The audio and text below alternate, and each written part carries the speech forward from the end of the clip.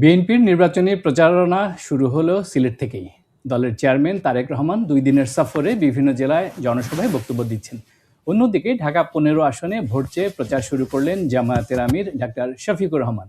এদিকে 3 নেতার মাজার জিয়ারতের মধ্য দিয়ে ভোটের প্রচারে নামলেন এনসিপির নেতারা। এভাবেই শুরু হলো ত্রয়োদশ জাতীয় সংসদ নির্বাচনের প্রচার যুদ্ধ। আর এ নিয়েই আমাদের আজকের বার্তা কক্ষ।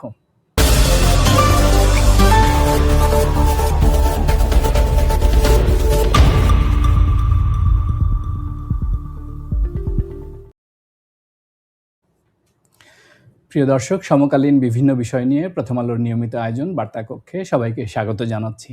সঙ্গে আছি আমি বায়েজিদ আহমেদ। আজ আমরা কথা বলবো নির্বাচনী প্রচার যুদ্ধ নিয়ে। আর এই জন্য আমাদের স্টুডিওতে আমন্ত্রিত হয়ে এসেছেন বিশিষ্ট বিতার্কিক এবং গণমাধ্যম ব্যক্তিত্ব ডাক্তার আব্দুল নূর তুষার। তুষার ভাই, আপনাকে স্বাগত জানাচ্ছি। ধন্যবাদ। তুষার ভাই, আজ থেকে নির্বাচনী প্রচার যুদ্ধ শুরু হয়ে গেল এবং আপনি খেয়াল করেছেন এরই মধ্যে বিএনপি, জামায়াত, এনসিপি সহ সবগুলো বড় দলের রাজনৈতিক নেতারা প্রচার শুরু করেছেন। তো জনসভাগুলোতে কিন্তু এক দল আর এক দলকে হিউমিলিয়েট করে তির্যক বক্তব্য দিয়ে কিন্তু জনসভা শুরু করেছে। প্রচার এবং প্রচারণা দুটোই কিন্তু শুরু হয়েছে। সিলেটে তারেক রহমান বলেছেন, আপনি যদি অনুমতি দেন আমি একটু পড়ে শোনাই। তারেক রহমান সরকারি আলিয়া মাদ্রাসা মাঠের আয়োজিত জনসভায় তিনি বলেছেন, নির্বাচনের আগে একটি দল বেহেশতের টিকিট দেওয়ার কথা বলছে। তারা শুধু মানুষ ঠকাচ্ছে না, যারা মুসলমান তাদের শিরক করাচ্ছে। নাউজুবিল্লাহ। উনি নাউজুবিল্লাহ বলেন নাই আমার ধারণা, নাকি উনিও বলেছেন? উনিও বলেছেন। ও ঠিক আছে, বেশ। আপনার বক্তব্য জানতে চাচ্ছি এটা নিয়ে। জি, এটা তো একটা ধর্মীয় ব্যাখ্যা, উনি ব্যাখ্যা দিয়েছেন। ওনার বক্তব্যের বিষয়ে আমার কিছু বলার নাই, তবে বেহেশতের টিকিট কেউ বেচতে পারে না। ধর্মপ্রাণ মুসলমান যারা, তারাও জানেন, অথবা ইসলাম ধর্ম সম্পর্কে যাদের জানা রয়েছে তারা নিশ্চয়ই জানেন যে বেহেশতে কে যাবে এবং যাবে না এই সিদ্ধান্ত সম্পূর্ণভাবে আল্লাহ তাআলার, এবং তিনি এই সুসংবাদ এই পৃথিবীতে প্রেরণ করেছেন ফেরেশতার মাধ্যমে, এবং জিব্রাইল আলাইহিস সালাম এই সুসংবাদ আমাদের নবীজি সাল্লাল্লাহু আলাইহি ওয়াসাল্লামের কাছে দিয়ে গিয়েছিলেন। এবং সেইখানে যে ব্যক্তি বর্গের কথা বা ব্যক্তিদের কথা আছে বা যাদের কথা বলা আছে তার বাইরে আর কেউ কিন্তু জীবদ্দশায় বেহেশতের সুসংবাদ পান নাই। অতএব বেহেশতের টিকিট যদি তারা বিক্রি করেন কেউ, বা যদি বলেন বেহেশতে অমুকে যাবে তমুকে যাবে না, তাহলে তো ধরে নিতে হবে যে তাদের কাছে ফেরেশতা আসে। তো এটা তো আসলে গ্রহণযোগ্য না। এটা বিদআত এবং এটা ধর্মবিরোধী কথাবার্তা। এটা মানে এমন কথাবার্তা বলা যেটা উত্তম নয়, এবং এটা আসলে এক অর্থে ধর্মীয় বিধানকে লঙ্ঘন করা। জি, আপনি দেখেছেন একটি দল বিভিন্ন সময় প্রচার করছে যে এই দলকে দেখেছেন, সেই দলকে দেখেছেন, এবার একটিবার আমাদেরকে সুযোগ দিন, আমাদেরকে তো দেখেননি। সেটিকে ওনাদের কি শুধু দেখে নাই, নাকি আরো অনেক দল আছে তাদেরকেও দেখে নাই? সেটি উল্লেখ করেছেন, দেখে নাই, কমিউনিস্ট পার্টিকে দেখে নাই, এরকম অনেককে আমরা দেখি নাই। না দেখতে দেখতে অনেক দল নাই হয়ে গেছে। যেমন এই যে এলডিপি প্রায় মৃতপ্রায়, ভগ্নপ্রায়। তারপরে এরকম আরো দল আছে, একটা জাসদ আছে রব সাহেবের, এটাও তো ভগ্নপ্রায়, মৃতপ্রায়, এরকম বিলুপ্তি হয়ে গেছে। এরকম দলও আছে 2-4টা। তো দেখে নাই মানে যে ক্ষমতায় যেতে হবে, এটা তো একটা কুযুক্তি আর কি। আমাদেরকে আপনারা দেখেন নাই তাই আমাদেরকে দিয়ে দেন। ধরেন ক্লাসের যে শেষ ছাত্র আর কি, 50তম স্থানে আছে, সে গিয়ে বলল, স্যার জীবনে তো আমাকে নাম্বার দিয়ে দেখেন নাই, একবার নাম্বার দিয়ে দেখেন, তারপরে আমি কত ভালো বুঝেন একটু। ব্যাপারটা এরকম হয়ে গেল না? পছন্দ যাকে হবে তাকে লোকে ভোট দিবে, দেখার জন্য ভোট দেয় লোকে, ক্ষমতা দেওয়ার জন্য ভোট দেয়। 300 জন লোককে ভোট দিবে, এই 300 জনের মধ্যে যারা ভালো তাদেরকে দিবে, যাদেরকে উপযুক্ত মনে করে তাদেরকে দিবে। এলাকার লোকেরা জানে না কে ভালো কে মন্দ।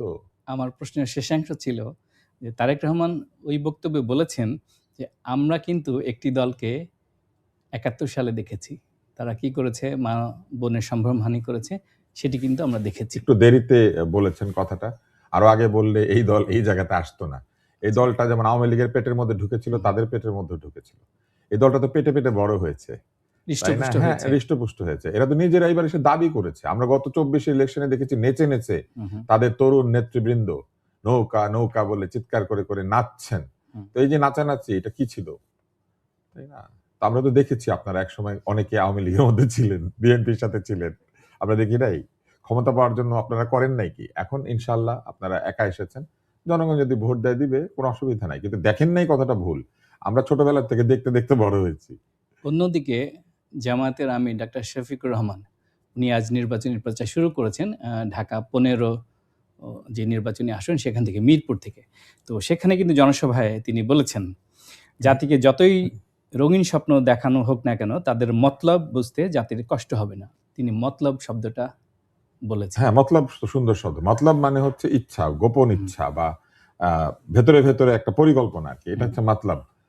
আমাদের বাংলাদেশে মতলব শব্দটা খারাপ হলে একটা এলাকার নাম মতলব হতো না।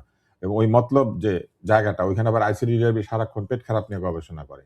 যত ধরনের গবেষণা আছে সেগুলো সেখানে করে। মতলব উপজেলা, আপনি নিশ্চয়ই জানেন, চাঁদপুরে। জি। হ্যাঁ। তো মতলব শব্দটা আমাদের বাংলাদেশের মানুষ বেশ ভালোবাসে মনে হয়। মানুষের নামও হয় মতলব। তো এটা কোনো খারাপ কিছু বলে আমার মনে হয় নাই। তবে মতলব কাটটা লোকে বোঝে না, এটাও চিন্তা করতে হবে। আচ্ছা। জাতি হয়তো অন্যদের মতলব বুঝে, কারণ তারা অতটা লুকিয়ে রাখতে পারে না, অতটা গুপ্ত না। কিন্তু যিনি বলেছেন তাদের দলের মতলব বোঝা খুবই কঠিন। কারণ আমরা তো ভেবেছিলাম, এখন যাদেরকে দেখছি বিভিন্ন জায়গায় ছাত্র নেতা বেরিয়ে এসেছেন, বিরাট আন্দোলনকারী, আমরা তো ভেবেছিলাম এরা সবাই ছাত্রলীগ। এখন তো দেখি এদের মতলব আমরা বুঝতে পারিনি। তো মতলব আসলে কাটটা লোকে বুঝতে পারে এবং কাটটা বুঝতে পারে না। এইখানে যদি আপনি তুলনা করেন, যার মতলব বোঝা যায় সে বেটার, কিন্তু যার মতলব বোঝা যায় না সে ভয়ঙ্কর। ডাক্তার শফিক সাহেব আরেকটি কথা বলেছেন। আমি কিন্তু ওনাদের বিরুদ্ধে না, আমার মজা লাগছে, এটা একটা ডিবেট, বুঝছেন? মানে আমি মনে করি ওনারা ভোট পেলে জিতবেন। হ্যাঁ হ্যাঁ, নিশ্চয়ই। যারা নিজেদের দলের লোকদের চাঁদাবাজি, দখলবাজি, মামলাবাজি, দুর্নীতি, সন্ত্রাস, পাথর মেরে গাড়ি চাপা দিয়ে লোক হত্যা, এসব কাজ থেকে বিরত রাখতে পারবে, আশা করি আগামী বাংলাদেশ তারা জনগণকে উপহার দিতে পারবে। আসেন, এটা একটা ডিবেট হিসেবে চিন্তা করি। উনি একটা যুক্তি দিয়েছেন। তাহলে এই ঘটনাগুলি ঘটেছে কোন সরকারের সময়? অন্তর্বর্তী সরকারের সময়। অন্তর্বর্তী সরকার এই কাজগুলিতে বিরত করতে পারে নাই, জনগণকে নিবৃত্ত করতে পারে নাই, বা মব সন্ত্রাসকে নিবৃত্ত করতে পারে নাই বলেই তো এগুলো হয়েছে। আইন তো ছিল, আইন শৃঙ্খলা বাহিনী ছিল, ওনারাও ছিলেন। ওনারা উল্টা আবার কেউ কেউ বের হয়ে বলেছেন এগুলা প্রেসার গ্রুপ। তাহলে অন্তর্বর্তী সরকার কি ভালো? জামাতের আমির কি এটা বলবেন তাহলে? কারণ ওনারা তো এটা পারে নাই। তাহলে ওনাদেরকে ক্ষমতায় রাখলো কেন এই জামাত ইসলাম? এবং বারবার বলেছে যে এই অন্তর্বর্তী সরকার আমাদের সমর্থন, আমরা তাদেরকে পছন্দ করি, আমরাই তাদেরকে এনেছি। তো ওনারা কি এগুলো চেয়েছিল যে একটা সরকার এগুলো বাধা দিতে না পারুক? আচ্ছা, পারে নাই, কিন্তু জনগণ তাদেরকে ক্ষমতায় রেখেছে। এবং শুধু রাখেই নাই, অন্তর্বর্তী সরকার 50 বছরও থাকতে পারে এমনও নাকি কথাবার্তা হয়েছে। এটা তো অন্তর্বর্তী সরকারের প্রধান উপদেষ্টাই বলেছেন। তাহলে বিতর্কের প্রথম পয়েন্ট হচ্ছে যে এই কাজগুলি থেকে যদি বিরত রাখাই বড় কাজ, ভালো কাজ হয়ে থাকে, তাহলে এইগুলি থেকে গত 18 মাসে অন্তর্বর্তী সরকার কাউকে বিরত করতে পারে নাই, বা একটা অংশকে পারে নাই। এবার আসেন, দল এদেরকে বিরত করতে পারলো না। ধরেন সমাজে এরকম একটা দল আছে যারা এটা করে, ধরে নিচ্ছে এটা বিএনপি। এখন বিএনপিকে ক্ষমতায় না নিলে কে বিএনপি এটা করবে না? মানে ব্যাপারটা কি এইরকম? বিএনপি কি ক্ষমতায় থেকে এগুলা করেছিল? করে নাই কিন্তু। তাহলে ওনারাও ক্ষমতায় নাই, বিএনপিও ক্ষমতায় নাই। যেই দল মানুষের প্রয়োজনে এগিয়ে এসে বিএনপিকে বাধা দিতে পারে নাই গত 18 মাস, তারা ক্ষমতায় গেলে বাধা দিতে পারবে? এরা বসে বসে আবরার ফায়াজকে মার খেতে দেখে আর গুপ্ত হয়ে লুকিয়ে থাকে ছাত্র দলের মধ্যে, ছাত্রলীগের মধ্যে। ওনারা সরকারে গেলে গুপ্ত হয়ে লুকিয়ে থাকবে। ওনাদের যদি বাধা দেওয়ার ক্ষমতাই থাকতো, তাহলে ওনারা একজন দায়িত্ববান মুসলিম হিসেবে, একজন দায়িত্ববান বাংলাদেশী নাগরিক হিসেবে ওনারা এই কাজগুলিতে তখনই বাধা দিতেন, এখনই বাধা দিতেন। ওনারা বাধা না দিয়ে বাসায় বসে কি বক্তৃতা দেওয়ার জন্য যুক্তি জমিয়েছিলেন? আমি ডিবেটটা করলাম। আচ্ছা, না ঠিক আছে। গণতন্ত্রে তো ডিবেট সুন্দর। হ্যাঁ, আমি ডিবেট হিসেবে করেছি। আমি কিন্তু ওনাদের বিরোধী না। ঠিক আছে। আমি দেখেন, বক্তৃতা দেওয়ার জন্য এটা জমিয়ে রেখেছে। ওনারা না সারা দেশে এবার ক্ষমতায় চলে আসবেন, এত এত সমর্থক তাদের রয়েছে। অবশ্যই। তাহলে এই সমর্থকরা আরেকজন মুসলিমকে, আরেকজন দেশি ভাইকে, আরেকজন নাগরিককে এইভাবে প্ররোচিত হতে দেখলে, এইভাবে মানুষের হাতে নির্যাতিত হতে দেখলে অন্যরা না হয় এগিয়ে আসে না। ওনাদের যে সুসংগঠিত রাজনৈতিক দল, সেই রাজনৈতিক দলটা এগিয়ে এসে মানুষকে নিরাপত্তা দিতে পারলো না। এনসিপির আহ্বায়ক নাহিদ ইসলাম তিনি আজ নির্বাচনী ক্যাম্পেইনে বলেছেন যে ফ্ল্যাট দেওয়ার কথা বলে তারা বস্তি উচ্ছেদের পরিকল্পনা করছে। তাই কোট অ্যান্ড কোট। আরেকটি কথা বলেছেন, ফ্ল্যাট বরাদ্দ তো আমরা দেখতে পাচ্ছি এই সরকারও করে, মরে গেলে করে, বস্তি হ্যাঁ। উচ্ছেদ না করে মেরে ফেলে ফ্ল্যাট বরাদ্দ দিলে ঠিক আছে, মানে ধরেন কেউ মারা গেছে, শহীদ ওসমান হাদির পরিবারকে দিয়েছে। যারই হোক ফ্ল্যাট বরাদ্দ দেয় তারা, হুম। মানে তা আপনাকে হত্যা করা হলে শুধু ফ্ল্যাট দেওয়া যাবে, কিন্তু বস্তির লোককে ফ্ল্যাট দিতে গেলে ওটা ঝামেলা হবে। আহ, বেঁচে থাকতে ফ্ল্যাট দিলে ভালো হতো না? নাহিদ ইসলাম আরেকটি কথা বলেছেন, 2,000 টাকার ফ্যামিলি কার্ডের জন্য 1,000 টাকা যেন ঘুষ দিতে না হয়। উনি আগে থেকে নাহিদ ইসলাম কাকে ইঙ্গিত করলেন? ফ্যামিলি কার্ড কারা দিয়েছেন? বিএনপি ফ্যামিলি কার্ড দিতে জি। বলেছে, তো ওরা তারা ধারণা করেছেন 2,000 টাকার এই ফ্যামিলি কার্ড পেতে গেলে 1,000 টাকা যেন ঘুষ দিতে না হয়। আমাদের এখানে যে তরুণ উপদেষ্টা সহ এই উপদেষ্টা মণ্ডলীর একাধিক উপদেষ্টার তরুণ সহকারীরা যে, বা তরুণ উপদেষ্টা সহকারীরা যে কিছু অর্থ এদিক সেদিক করেছেন বলে আমরা পত্রিকায় পড়েছি, প্রথম আলো সহ বিভিন্ন জায়গায় এসেছে। গতকালকে নিউজ তাই না? এসেছে যে স্থানীয় সরকার উপদেষ্টা সাবেক আসিফ মাহমুদের যে এপিএস ছিলেন মোয়াজ্জেম, তিনি থাইল্যান্ডে যেতে চেয়েছিলেন চিকিৎসার জন্য, তাকে কিন্তু যেতে দেওয়া হয়নি। থাইল্যান্ডে চিকিৎসা করতে যাওয়ার মতো সরকারিভাবে দেওয়া হয়নি। না, থাইল্যান্ডে চিকিৎসা করতে যাওয়ার মতো টাকা পয়সা উনি কি এর আগে আয় করেছিলেন নাকি গত 1 বছরে আয় করেছেন? 1,000 টাকার ঘুষ দিয়ে 2,000 টাকার কার্ড পেতে হবে যারা বলেন, তারা নিজেদের এই সহকারীদের দুর্নীতিটা বন্ধ করতে পারেন নাই? নাকি কোটি টাকার দুর্নীতি ঠিক আছে, লাখ টাকার দুর্নীতি ঠিক আছে, কোনটা?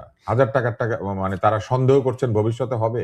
বিষয়টা কি এরকমও না যে তাই বলে দুর্নীতি যে ভবিষ্যতে হতে পারে সেই বিষয়ে বার্তা দেওয়া যাবে না? না, বার্তাটা এরকম হয়েছে আর কি, চালুনি বলে সুইকে তোর পিছে কেন ফুটা, এরকম হয়েছে আর কি ব্যাপারটা। না, এরকম বক্তব্য দেওয়া কি যাবে না? না, যাবে, ওনাকে যা খুশি বলতে পারবেন, বাক স্বাধীনতার যুগ, আমারও বাক স্বাধীনতা আছে, ওনারও আছে, আরো কঠিন বক্তৃতা দেওয়া যাবে, কিন্তু বক্তৃতা দেওয়ার সময় খেয়াল রাখতে হবে যে কোথাও রয়েছে ফারাবি, কোথাও রয়েছে মুয়াজ্জেম। তারেক রহমান সাহেব আজকে সিলেটের জনসভায় বলেছেন আবার আরো একজন আছে ওই যে পাঠ্যপুস্তক নিয়ে ঝামেলা করেছিল, গাজী সালাউদ্দিন। হ্যাঁ, আছে তো সালাউদ্দিন, ফারাবি, মুয়াজ্জেম সহ এদের কথা ভুলে গিয়ে যে দুর্নীতি এখনো হয় নাই সে দুর্নীতি মনে মনে কল্পনা করলে হবে? ভাই, এগুলো শুনতে আর ভালো লাগে না ভাই। আমরা না এই হিউমিলিয়েশন আর এই যে অপমানজনক বক্তব্য, এগুলো হচ্ছে পুরনো রাজনৈতিক বন্দোবস্ত। ওনারা সবাই পুরনো রাজনীতি করছেন। এই জন্য আমি এখন এই তর্ক করছি বসে বসে, কারণ আমি তো তর্কটাই জানি, আমি পুরনো তর্কটা করছি। একদম ভালো লাগে না। আচ্ছা, নতুন মানে ইয়াং ছাত্র নেতারা যে নতুন বন্দোবস্তের কথা বলেছিল, সেটাকে আপনি কিভাবে দেখেছিলেন? দেখা যাচ্ছে তো বক্তৃতাটাই নতুন দিতে পারছে না, বন্দোবস্ত তো অনেক পরে। এই বক্তৃতাটা কি নতুন? এ ওকে ঘুষ খাবে বলে, ও ওকে চুরি করবে বলে, এ ওকে আপনি মারবে তাদের কাছে বলে। কেমন বাংলাদেশ চেয়েছিলেন? কেমন বাংলাদেশ আমি চাই না, ওনারা আমাদেরকে বলবেন ওনারা কেমন বাংলাদেশ দিতে চেয়েছিলেন। ওনারা কি বাংলাদেশ দিচ্ছেন এটা তো আমরা দেখতে পাচ্ছি। 47 সালের আগে তৈরি একটা পুরনোত্তম একটি বন্দোবস্তের দলের সঙ্গে তারা আগে ঐক্য করেছেন। ঐক্য করে আদর্শের মিল নাই, কিছুর মিল নাই, লোভের ঐক্য করেছেন, সিট ভাগাভাগি করছেন, তাই না? এগুলো এই বাংলাদেশই তো তারা চেয়েছিলেন, তাই না? জামাতের সাথে ইলেকশন করবেন কিংবা বিএনপির ঘাড়ে ইলেকশন করবেন, এই বাংলাদেশই তো চেয়েছিলেন। যেই 30টি আসনে এনসিপির প্রার্থী শোনেন, আছে, আওয়ামী লীগের সাথে জাতীয় পার্টি 31টা সিট নিয়ে ইলেকশন করলে আওয়ামী লীগ মনে করেন ভালো খারাপ আজে বাজে যাই হোক দোষর, তাহলে ওনারা জামাতের দোষর? জামাত ভালো বুঝলাম, কিন্তু দোষর তো ওনারা। আমরা তো ওনাদেরকে দোষর হতে দেখতে চাই নাই, আমরা দেখতে চেয়েছিলাম ওনারা স্বমহিমায় এই দেশটার জন্য নতুন পরিকল্পনা দেবেন। ভোটে জিতা হারা নিয়ে তো আমাদের চিন্তা ছিল না, আমাদের চাওয়া ছিল নতুন চিন্তাটাকে দেখা। নতুন চিন্তাটা কোথায়? নতুন বক্তৃতাটা কোথায়? যেই 30টি আসনে এনসিপির প্রার্থী আছে, 31 মনে হয় না, 31 ধরেন 30-31, আমরা তো 30টি জানি। এই 30 বাদে অন্য যে আসনে জামায়াতের প্রার্থী আছে, যেহেতু এনসিপি 10 দলীয় জোটের অংশ, সেক্ষেত্রে কিন্তু এনসিপির এই নতুন ছেলে মেয়েদেরকে কিন্তু জামায়াতের প্রার্থীদের পক্ষে ইলেকশন ক্যাম্পেইন করতে হবে। আপনি জামাতকে বলেন না, মব সন্ত্রাসের সঙ্গে চাঁদাবাজির সঙ্গে কোনো তরুণ যুক্ত ছিল না? ছিল তো, আমরা তো দেখেছি সারা দেশে তরুণরাই মব সন্ত্রাস সেই করেছে। তরুণদের মধ্যে জামাত ইসলামের অঙ্গ সংগঠন ছাত্র শিবিরেরও কেউ ছিল না, এনসিপিরও কেউ ছিল না, সব বিএনপি ছিল। তো তাহলে ওনারা যে বললেন একটু আগে যে একটা পয়েন্ট দিয়েছিলেন না, যে যারা চাঁদাবাজি করবে না, যারা মানুষকে মব করবে না, যারা মারবে না, পিটাবে না, এমন লোকদেরকেই মানুষ পছন্দ করবে। তো এমন লোকরাই কি দিয়ে তাদের জোটটা তারা বানিয়েছেন? তাদের জোটে ওই মবকারীদের পক্ষে কেউ ছিল না, বা মবকারীদেরকে থানা থেকে কেউ ছাড়িয়ে আনে নাই। তারা মব বলতে চায়নি, তারা বলেছে প্রেসার গ্রুপ। হ্যাঁ, জি, হ্যাঁ, ঠিক আছে। তারেক রহমান সাহেব আজকে সিলেটে জনসভায় বলেছেন, দিল্লি নয়, পিন্ডি নয়, সবার আগে বাংলাদেশ। এটা তাদের স্লোগান, অনেক আগে থেকেই তারা সবার আগে বাংলাদেশ বলছেন। আমি মনে করি সব জোটেরই তো সবার আগে বাংলাদেশ থাকার কথা। বাংলাদেশের আগে আর কি, বাংলাদেশের আগে তো কিছু থাকার কথা না। সবার কাছেই তো বাংলাদেশি ফার্স্ট, বাংলাদেশি প্রায়োরিটি হওয়ার কথা। সেই হিসেবে এটা তো তাদের দলের থিম, সবার আগে বাংলাদেশ, তারা সেটা বলেছেন। তুষার ভাই, আচ্ছা, এই জোটের থিম কি?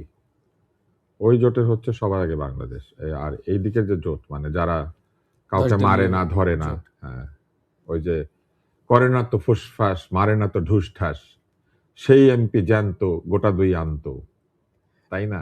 আমি ঠিক এই জায়গায় আসবো, সন্ত্রাসে ক্লান্ত, তার তাই আগে না? আমি একটি বাকি সবাই ভ্রান্ত, মারামারির ঘটনা না আপনাকে বাকি সবাই সঙ্গে শেয়ার ভ্রান্ত, করতে চাই।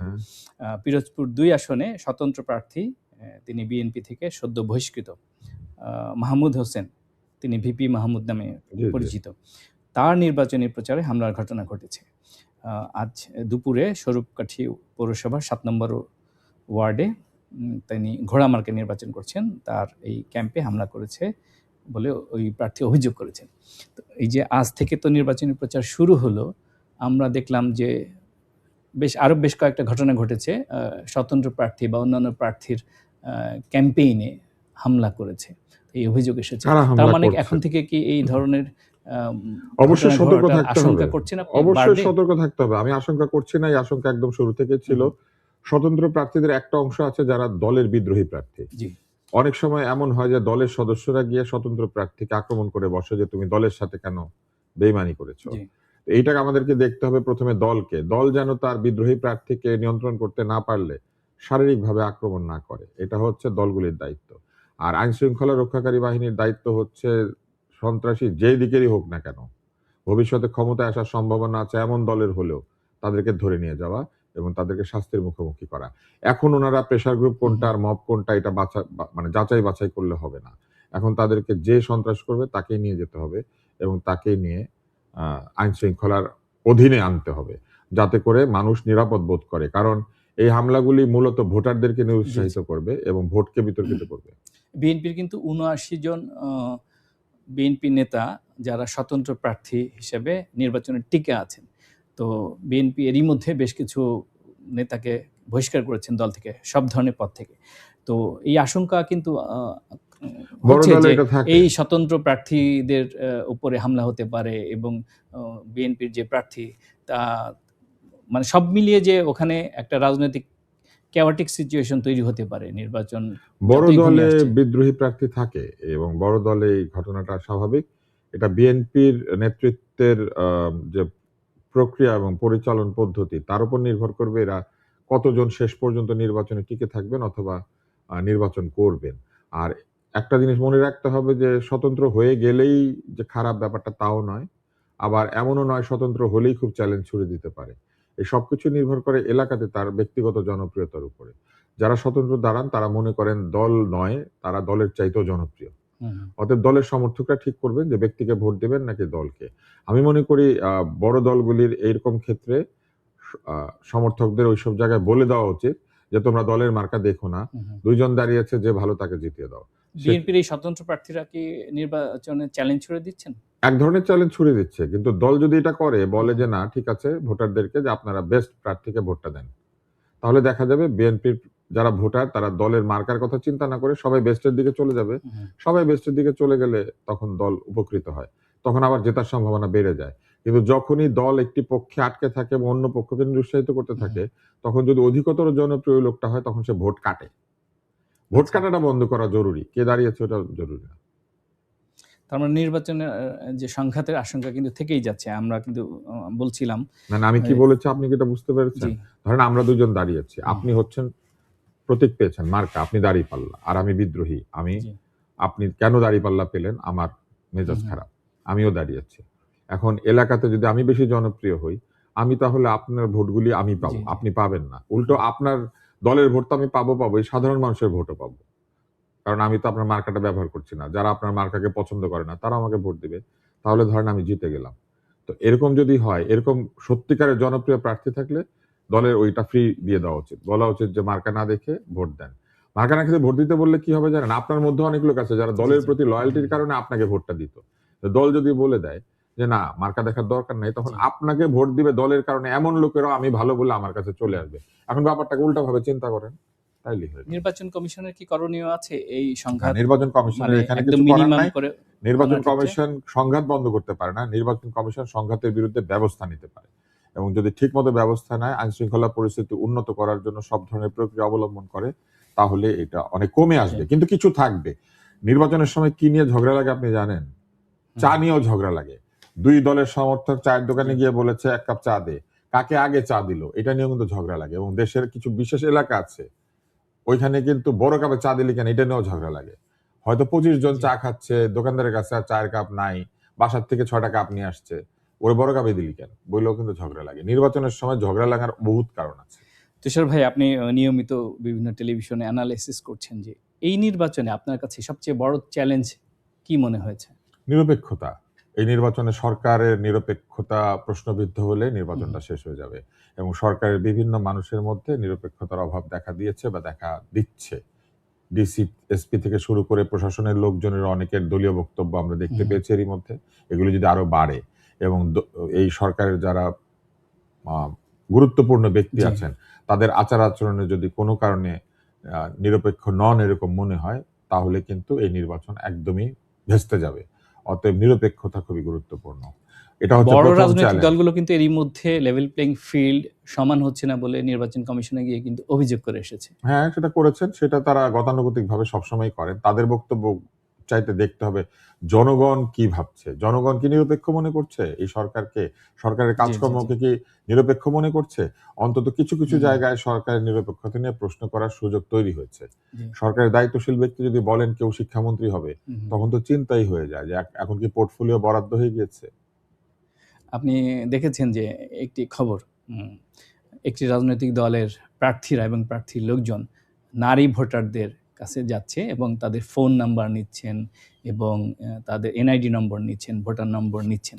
নির্বাচন কমিশন যদিও বিবৃতি দিয়ে বলেছে এই কাজটি একদমই ঠিক না। নির্বাচন কমিশনের কতগুলো অদ্ভুত কথাবার্তা আছে। হুম, নির্বাচন কমিশন স্বতন্ত্র প্রার্থীকে লোকের ফোন নাম্বার এবং ভোটার আইডি মানে এনআইডি কার্ডের নাম্বার এবং ভোটার নাম্বার এই ৩ ওটাই নিতে দেয়।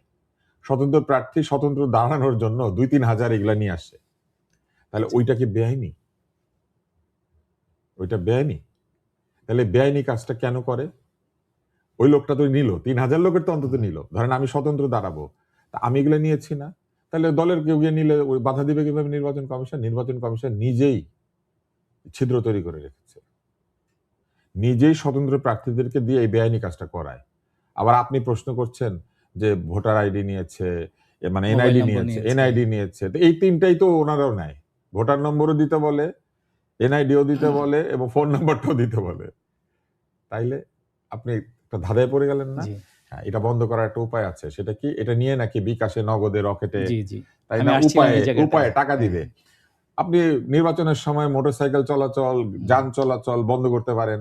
নির্বাচনের সময় আপনি বৈধ অস্ত্র নিয়ে থানায় দিয়ে দিতে পারেন। পারেন না? বন্ধ রাখে জি, না জি। সব? নির্বাচনের সময় ভোট কেন্দ্রের আশেপাশে আ বিভিন্ন ধারা জারি করতে পারেন। অনেক কিছু পারেন। হ্যাঁ, তাহলে নির্বাচনের ৩ দিন আগে থেকে আ সব ধরনের বিকাশ, নগদ, রকেটের লেনদেন বন্ধ করে দেন। কি হবে ৩ দিন লেনদেন না করলে বাংলাদেশে? আগে করে নাই বাংলাদেশের মানুষ যখন এই লেনদেন ছিল না। এই ৩ দিনে এমন কি হবে? তার মধ্যে তো ১ দিন তো ছুটি, নির্বাচনের দিন তো ছুটি। নির্বাচনের আগের দিনও ছুটি ঘোষণা নির্বাচনের করা আগের হয়েছে। দিনও ছুটি। ছুটির দিনে এত লেনদেন কি? ১, ২ যদি খোলা রাখেন, হুম, হুম, তাহলে পরিষ্কারভাবে ট্রান্সপারেন্টলি এই ডেটা ওপেন করে দিবেন। একেকটি এলাকায় নির্দিষ্ট সংখ্যক টাকা, একই অ্যামাউন্টের টাকা হুম, কতজন লোকের কাছে গিয়েছে।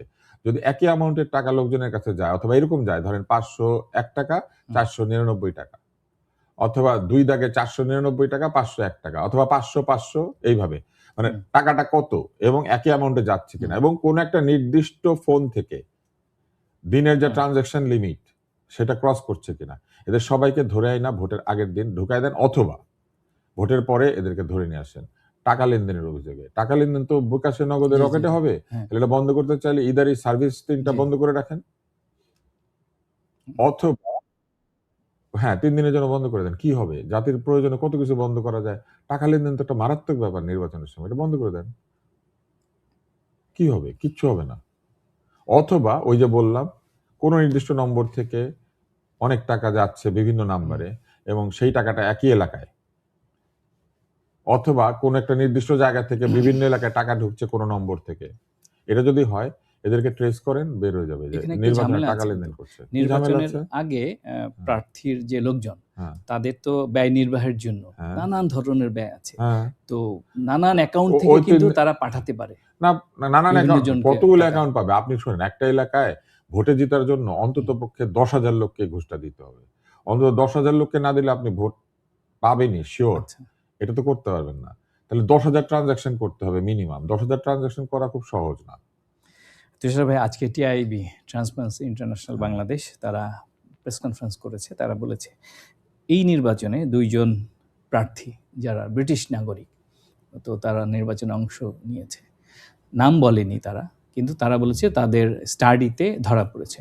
না, ব্রিটিশ ব্রিটিশ ছাড়া অন্য citizen। নাগরিকও আছে। তো অন্তত পক্ষে 2 জন ওনারা, নির্বাচন কমিশনের ওনাদের ব্যর্থতা মনে হয় বলছে ব্রিটেনের তারা। লোকজন আছে, এই জন্য ওনারা টের পেয়েছেন, বাকি দুটো টের পান না। এই নির্বাচনে আমার ধারণা বারবাডোসের নাগরিক আছে, ভানুয়াতুর নাগরিক আছে, হুম, আহ, বিভিন্ন দেশের নাগরিক আছে। এই নির্বাচনে শুধু আমেরিকান নাগরিকও পাওয়া যাবে দু আচ্ছা, একজনকে আচ্ছা। খুঁজলে। আমি নিশ্চিত জানি যে অন্তত 2 জন ব্রিটিশ এত ভদ্রতা না করলেও হতো, হুম, যেখানে naked humiliation, naked naked disobeying of law hmm, হচ্ছে, মানে নগ্ন আইন ভঙ্গ করা হচ্ছে, সেখানে এত ট্রান্সপারেন্সি ব্যাপার না, এই ব্যাপারটা নগ্ন হয়ে গিয়েছে। এটা তো নির্বাচন কমিশনের ব্যর্থতা। কমিশনের তো, স্কুটনিতে তারা ধরতে পারেনি। কমিশনের ব্যর্থতা শুধু, আপনি কি মনে করেন? এগুলো তো সব কমিশনেরই ব্যর্থতা। বাংলাদেশে একটার পর একটা সংস্কার কমিশন হয়েছে দ্বৈত নাগরিকদেরকে দিয়ে। বিদেশ থেকে এসে দ্বৈত নাগরিকের পাসপোর্ট নিয়ে আপনি সংবিধান বদলে দিতে হুম, পারবেন, আপনি আইন বদলে দিতে পারবেন, আপনি জাতিকে নতুন নতুন পুরিয়া খাওয়াতে পারবেন, চিন্তার পুরিয়া, ধান্দার পুরিয়া, ভবিষ্যতের কি পরিবর্তনের পুরিয়া, সব তো দ্বৈত নাগরিকরা অনেকেই আছেন, করেছেন না? তো দ্বৈত নাগরিক সব পারে, শুধু সংসদে দাঁড়াতে পারে না, এটা কেমন না? আপনি দেখেন স্থানীয় সরকারেও দাঁড়াতে পারে। হ্যাঁ, স্থানীয় সরকারে অন্তত ইউপি চেয়ারম্যানই তো আছে 5,000-এর বেশি। তারপরে আছে উপজেলা চেয়ারম্যান, তারপর উপজেলার অন্যান্য পদ। তাই না? স্থানীয় সরকারে এত হাজার হাজার লাখ লাখ লোক দাঁড়িয়ে যেতে পারতেছে এবং নির্বাচিত হতে পারছে। হুম, তাইলে ধরেন সব দ্বৈত নাগরিক এসে ইলেকশন করলো বাংলাদেশে, তারা কিন্তু স্থানীয় সরকারে পারবে। এতগুলি পদ, এগুলা দ্বৈত নাগরিকদের জন্য উন্মুক্ত করে রেখে শুধু 300 সংসদ সদস্য নিয়ে এত মাথা ব্যথা এই জাতির। এমনকি সংস্কার কমিশন বলেন, এই সরকারের, এই যে অন্তর্বর্তী সরকারের বিভিন্ন গুরুত্বপূর্ণ নিয়োগ বলেন, সেখানে অসংখ্য দ্বৈত নাগরিক আছে। সব জায়গায় দ্বৈত নাগরিক যাইতে পারে, শুধু সংসদে যাইতে পারে না। এটাকে কি আপনি ভুল হিসেবে দেখছেন নাকি ইন্টেনশন? আইনে যেহেতু নাই, এটা অবশ্যই একটা অন্যায়। কিন্তু এটাকে যে ছেড়ে দেওয়া হয়েছে, কাউকে দেওয়া হয়েছে, কাউকে দেওয়া হয় নাই, বা সবাইকে দেওয়া হয়েছে, এগুলা ইন্টেনশন, এগুলো ইচ্ছা করে করা হয়েছে। কারণ কিভাবে করবেন? নৈতিকভাবে তো আসলে তাদের সে অধিকার নেই এদেরকে আটকানোর, তাই না? যে গণভোট আপনি করছেন, সেই গণভোটের কমিশনের তো অন্যতম প্রধান ব্যক্তি দ্বৈত নাগরিক। আচ্ছা, তো আচ্ছা। দ্বৈত নাগরিকের ইচ্ছায়, দ্বৈত নাগরিকের প্রস্তাবে যদি এত বড় একটা সিদ্ধান্ত বাংলাদেশে হতে পারে, যেটার আইন বাংলাদেশে এখন নাই, গণভোটের যে প্রচার প্রচারণা, সেখানে কতগুলি পয়েন্ট দেওয়া হয়েছে। তার মধ্যে একটা পয়েন্ট হচ্ছে, আপনি যদি এই ভোটে হ্যাঁ দেন, তাহলে ভবিষ্যতে বাংলাদেশে গণভোটের বিধান চালু হবে। ভবিষ্যতে গণভোটের বিধান চালু করার জন্য আপনি এখন গণভোট দিচ্ছেন, আচ্ছা। তাই না? আপনি যদি দুধ খান, তাহলে ভবিষ্যতে আপনি আবার দুধ খেতে পারবেন। ব্যাপারটা এরকম আর কি। আপনি যেহেতু গণভোটের কথা বললেন, তো এইটা যেহেতু আছে, তাহলে এটা দ্বৈত নাগরিকরা ওখানে ছিলেন না ওই কমিটির মধ্যে, তো এই সংসদ গিয়ে দ্বৈত নাগরিকের আলোচনা চিন্তার মধ্যে দিয়ে তৈরি হওয়া একটা সিস্টেমকে ইমপ্লিমেন্ট করবে। তো ওদের মধ্যে 2-4 জন দ্বৈত থাকলে আমি কোনো অসুবিধা দেখি না। আমি অসুবিধা দেখি না, মানে এটা সম্পূর্ণভাবে একটা বিদ্রূপ, এটা স্যাটায়ার। এটা যে আচ্ছা, ইয়াসমিনস্টার আছেন, ওনারা তো বিদেশ থেকে এসেছেন, ওনারা বুঝবেন। এটার মধ্যে কোনো ইয়ে নাই, মানে কোনো শত্রুতা বিদ্বেষ ভাব জি, জি। নাই। এটা একটা হাসি আর কি, এটা একটা আনন্দ। আমি গণভোট নিয়ে আপনার কাছে বলছেন আমার অনেক বন্ধু বিদেশে আছে, সম্পর্কে এরা একটা সব প্রশ্ন দ্বৈত। করি আমি। জীবনে সরকারে বন্ধু বান্ধব খুব একটা পাই নাই। জি। আমি মনে মনে আশা করি এরা সব দেশে ফিরে আসবে। এই বিদেশে এত যন্ত্রণা হচ্ছে, তারপর একসময় ইলেকশনে দাঁড়াবে, আমার বন্ধু বান্ধব দিয়ে সব ভরে যাবে। দ্বৈত নাগরিকত্বের যে জোর আছে, সেই জি। জোর দিয়ে বাংলাদেশটা বদলে যাবে। এরা দেশে থাকতে চায় নাই, এরা বিদেশে চলে গিয়েছিল, বাংলাদেশকে তত ভালোবাসে নাই। এদের সবার কি বলবো, নৈতিকভাবে বিদেশে বাড়ি ঘর আছে। তো এদের চেয়ে ভালো লোক কেউ আছে? আকাশ থেকে ফেরেশতা আসে, আকাশ থেকে ওনারাও আসেন। আমি দ্বৈত নাগরিকত্ব আকাশ ছাড়া আসা প্রসঙ্গেই যায় না তো। আসি। আমাদের দ্বৈত নাগরিকরা, এনসিপির আমাদের দ্বৈত নেতারা নাগরিকরা সব আকাশ দিয়ে আসে। এটা মজার ব্যাপার, কিন্তু আপনি ভারতীয় কোনো লোক আমাদের দ্বৈত নাগরিক হইতে পারবে না, পাকিস্তানিও পারবে না। কিন্তু আমাদের দ্বৈত নাগরিকরা সব America, England, Switzerland, Netherland, Holland, অনেক ল্যান্ড, তুষার ভাই, আপনি আমার প্রশ্নটা নেন। হ্যাঁ, নিচ্ছি, আমার বেশ মজা কদিন লাগছে। ধরে এনসিপি নেতারা অভিযোগ করছে, একটি বড় রাজনৈতিক দলকে ইঙ্গিত করে বলছে যে সেই দলের নেতা, আমরা যদি খোলামেলা ভাবেই বলি, তারেক রহমানের বিষয়ে তারা বলছেন যে, নাম মেনশন করছেন না, তারা বলছেন যে একটি বড় রাজনৈতিক দলের বড় নেতার পাসপোর্ট এবং সে তার দ্বৈত নাগরিকত্ব আছে কিনা সে বিষয়ে ক্লারিফিকেশন চায়। ওনার থাকলে ওনার পরিবারের আছে, সবার আছে, ওনার একা আছে? আমার তো সেটা মনে হয় না। তো এগুলা আসলে হুদাই, যেহেতু সবাই ইলেকশন করতে পারছে, এটা নিয়ে আমার আসলে কোনো প্রশ্ন নাই। আমি বরং আনন্দে আছি যে আরো দ্বৈত নাগরিক আসতে পারবে। প্রশ্ন ভ্যালিড, কিন্তু উত্তরও দিয়ে দিয়েছেন সরকার, সবাই তো ইলেকশন করতে পারছে। আর আমি তো বললাম, এই দ্বৈত নাগরিকত্বের বিষয়টাকে তো সরকার আগেই সলভ করে দিয়েছেন। দ্বৈত নাগরিকরা সবকিছুই করতে পারবে বাংলাদেশে, দ্বৈত নাগরিকরাই করবে। এত বুদ্ধ আমরা এই দেশে থেকে গিয়েছে, আমরা যাই নাই সময় মতো। গেলে তো উড়ে আসলে ধরেন একটা কমিশনে থাকতে পারতাম। হা ভোট না ভোটে আসি। হ্যাঁ, আমি আপনাকে একটা জিনিস বলি, আমি স্টুডেন্ট লাইফে আমার যখন স্কুলের বন্ধু যারা, এরা 40 জন, তারপরে যখন আরেকটু বড় হলাম ক্লাস 3 তে আরো আসলো, সব মিলে 76 জন 80 জনের মধ্যে। এর মধ্যে মিনিমাম 39 জন শুধু আমেরিকাতে আছে। আপনি চিন্তা করেন, এরা যদি চলে আসতো, আপনার ভাগ্যের মানে আমার খুশির কে দেখে? আমি চাই সবাই আসুক। আমি ওই প্রসঙ্গে একটু ফিরে যেতে চাই যে হা ভোট না ভোট বলছিলেন আপনি, এমন আলোচনা শুরু হয়েছে বেশ কিছুদিন ধরেই যে সরকার তো হা ভোটের পক্ষে তারা ক্যাম্পেইন করছেন, তারা বলছেন যে জুলাইয়ের স্পিরিট থেকে তারা করছেন এটা। তো বেশ কয়েকজন উপদেষ্টা এরই মধ্যে তারা বলেছেন যে আমরা চাই যে হা ভোটের পক্ষে ক্যাম্পেইন হোক। তো কিছু মানুষ বলছে যে আমি কিসে ভোট দিব, হাতে না নাতে, এই সিদ্ধান্তটা আমার উপরই ছেড়ে দেন, কারণ আমি দেশের নাগরিক, আমি 18+। তো এখানে আপনার ইন্টারফেয়ার করার দরকার নেই। আপনি কিভাবে দেখেন? আমি এভাবে দেখি, আমাদেরকে তো নির্বোধ ভাবে, আমরা তো এই দেশে থাকি বলে কাজটা তো করেছেন যারা দ্বৈত, তারা ওনারা তো অনেক বুদ্ধিমান, জ্ঞানী, বিদেশ তাদেরকে পছন্দ করেছে, তারা বিদেশে বড় বড় জায়গাতে পড়ান, তারা জ্ঞানী ব্যক্তি, তারা বুদ্ধিমান। আমি তো এখানেই দেখি যে আমরা তো একেবারে নির্বোধ, বুঝি না কিছু, সেই জন্য তো ওনারা বোঝানোর চেষ্টা করছেন। ওনারা বোঝানোর চেষ্টা করছেন দরজা যদিও 2টা, কিন্তু একটা দিয়ে বাড়িতে হবে, আরেকটা দিয়ে যাওয়া যাবে না, ঠিক আছে? একটা দিলে দরজা খুলবে, কিন্তু দরজা তো 2টা, একটা হ্যাঁ একটা না। তো এইখানে সিদ্ধান্ত নেওয়ার যে স্বাধীন সিদ্ধান্ত গ্রহণের ক্ষমতা যে আমাদের মতো নাদা নির্বোধ লোকজনের আছে, এটা তো তারা ভাবছেন না। এটা তারা ভেবেছেন, আলহামদুলিল্লাহ, ওনারাই ঠিক ভাবেন, আমরা তো ভুল, আমরা বুঝি না কিছু। আমরা আলোচনা শেষের দিকে চলে এসেছি, আমরা আবার ভোটের প্রচারে যাই। আজ থেকে যেহেতু প্রচার প্রচারণা শুরু হয়েছে, তো 15-16 বছর এই দেশে সুষ্ঠু নির্বাচন হয়নি, সবার অধীনে সব দলের অংশগ্রহণে নির্বাচন হয়নি বলে অভিযোগ ছিল, এবং ভ্যালিড অভিযোগ। তো এখন আবার বড় রাজনৈতিক দলগুলো অংশ নিচ্ছে, যেহেতু আওয়ামী লীগ নির্বাচনে অংশ নিতে পারছে না, যেহেতু কার্যক্রম নিষিদ্ধ। তো সেই জন্যই এখন একটা উৎসবের আমেজ শুরু হয়েছে, এটাকে কিভাবে দেখছেন? উৎসব ভোটে 2 ভাবে হয়, একটা হচ্ছে প্রতিদ্বন্দ্বিতার উৎসব, মানে কে জিতে কে হারে, আমার দল জিতবে আপনার দল হারবে, মানে ব্যাপারটা এরকম। আরেকটা হচ্ছে ভোট এসেছে বহুদিন পরে, এটাও একটা আনন্দের ব্যাপার, অনেকদিন ভোট ঠিক মতো হয়নি। আর তৃতীয়টা হচ্ছে টাকা পয়সা আসলে উৎসব হয়। আমার ধারণা তৃতীয়টা প্রথমে শুরু হয়েছে। ভোটের কারণে অর্থনীতিতে একটা জোয়ার এসেছে, একটু চাঙ্গা ভাব এসেছে, লোকজন চা নাস্তা খাচ্ছে। আজকে আমি যখন এখান দিয়ে আসছিলাম আপনাদের প্রথম আলোতে, আমি দেখলাম একজন লোকের নাম নীরব, কিন্তু তার মিছিলে এত শব্দ, আমার খুব ভালো লেগেছে যে নীরব শব্দ করতে শিখেছে। তিনি বিএনপির বিদ্রোহী প্রার্থী, যদিও জানি না, আমার নামটা পছন্দ হয়েছে ভাই, নীরব, মানে নীরব শব্দ করছে। এটা দেখে আমার আরো ভালো লেগেছে, কারণ আমাদের একজন উপদেষ্টা আছেন আমার খুব প্রিয়, রিজওয়ানা বলেছিলেন যে হর্ন বাজানো যাবে না, তারপরে এত ডেসিবেলের উপরে শব্দ করা যাবে না, দেশ থেকে শব্দ প্রায় উনি দূরই করে দিচ্ছিলেন। আমার বেশ ভালো লেগেছে যে এই নির্বাচনে নীরব এসে শব্দ করছে। মানে আপনি ব্যাপারটা চিন্তা করেন, যেখানে নীরব করার জন্য এত পরিশ্রম, সেখানে নীরব নিজেই শব্দ করছে। এটা আমার খুব ভালো লেগেছে। আমি প্রায় 40 মিনিটের মতো জ্যামে আটকে ছিলাম, কারণ উনি রাস্তা দখল করে মিছিল করছিলেন। উনি আমার মনে হয় এই জন্যই দল যে তাকে নির্বাচন করতে দেয় না, একটা ভালো কাজ করেছে। নাইলে এখন আমরা ফুটবলকে গালি না দিয়ে আমরা এখন, বা ফুটবলকে সমালোচনা না করে আমরা এখন ধানের শীষকে সমালোচনা করি। মজার বিষয় কি, ঢাকার এই 12 আসনে আমরা তো কারওয়ানবাজারে আছি, এখানে ঢাকা 12 আসন, এখানে 3 জন সাইফুল দাঁড়িয়েছেন।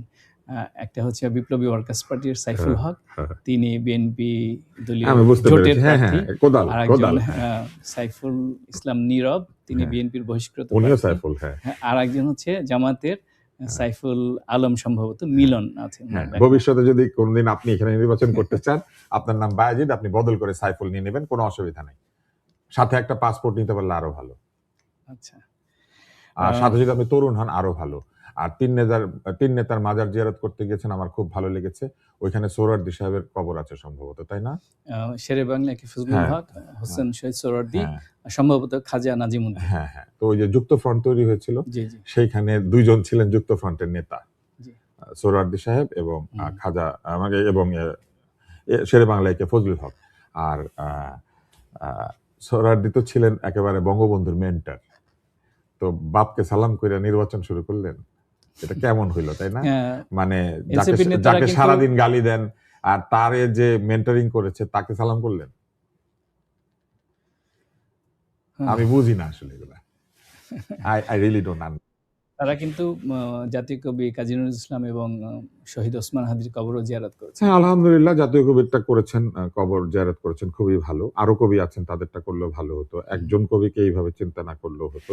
জাতীয় কবি বাংলাদেশে এসেছিলেন, কি পদ্ধতিতে এসেছিলেন সেটা তো আমরা জানি। জাতীয় কবিকে কিন্তু আমরা নিয়ে এসে চিকিৎসার কথা বলে আর ফেরত দেই নাই, এবং এটা করেছিলেন কে সেটাও নিশ্চয়ই তারা জানেন।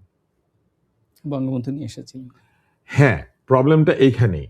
রাজনীতির প্রয়োজনে সারাদিন খালি সমালোচনার রাজনীতি আমরা আর দেখতে চাই না। আমরা সত্যের রাজনীতি দেখতে চাই। আমরা দেখতে চাই প্রত্যেকে ইতিহাসে যার যা প্রাপ্য সেটা পাবেন। যে ইতিহাসে যার যা প্রাপ্য সেটা না দেওয়াটাই হচ্ছে না ইনসাফ। ইনসাফ মানে প্রত্যেককে যার যার প্রাপ্য সম্মান, বুঝে দেয়া, শাস্তি, সমালোচনা সব করতে হবে।